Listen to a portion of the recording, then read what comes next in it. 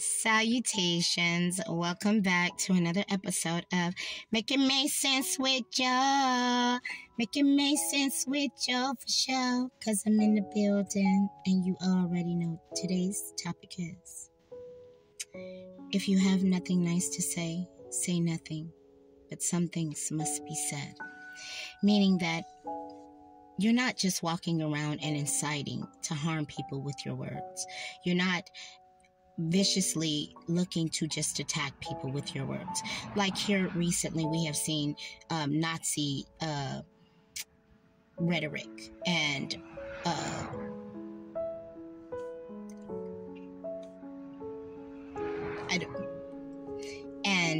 expression. And these things are what you call heinous and, again, unnecessary. So that is someone that's inciting to create inferiority in other people. And they say what might be true to them in their perception, not what's true by science or fact or objectively, but what might be true to them, right? So, again, that is someone that is speaking and should not be speaking out of, they're talking for improper reasons. And they're causing or wanting to cause issues with someone or with another species of people or culture of people based on their own idiocracies. However, or just unknowingness, a lack of knowledge.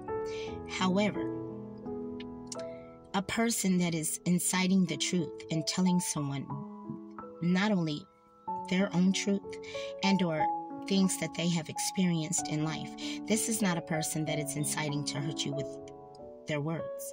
They're telling you the truth based on experience and or based on circumstance.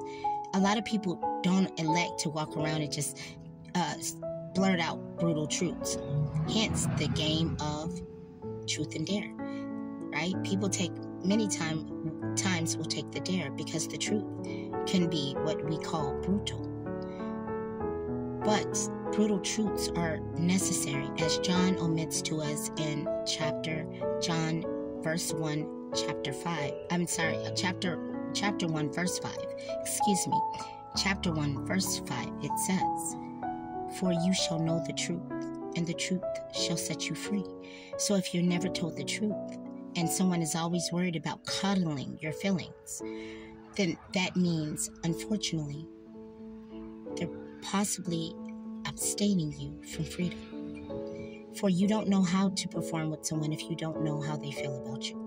For you don't know how to correspond and to react if you have no knowledge of what's around you, who you're dealing with, or how to deal with. So just remember that don't just seek words to harm, to create inferiority and or to create lack in others because you feel lack in oneself. Because a lot of it is projection and hoping that you're able to create some type of exchange. And the exchange is not positive. For the exchange is inciting people to be a part of idiocracy. Any group of people that hate someone based on how they were born, but claim to be people of God.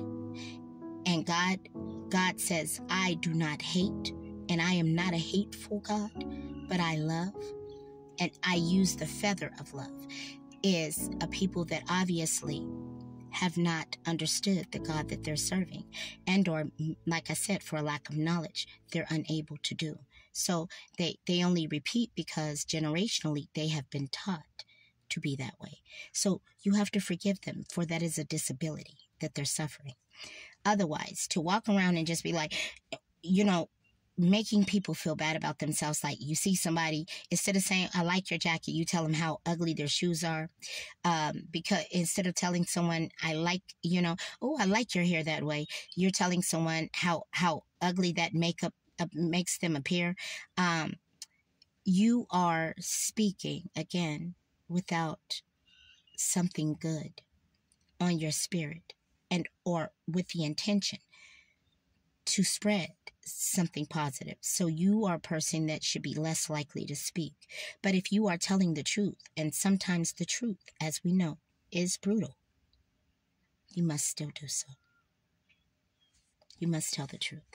For God hates a liar, and God delights in the truth and those that tell it. So hopefully I made it make sense and it's insightful to someone. But again, I was told again, hey, if you don't have nothing nice to say, don't say anything at all. And if it must be said, make sure that it is a truth that you hope frees, but not further subdues and or encages and or enslaves. Otherwise, thank you for allowing me to share with you this beautiful day. Goodbye, good riddance, says the good Lord, and I hope that you enjoy your day. Thank you again. And remember, I speak and not preach.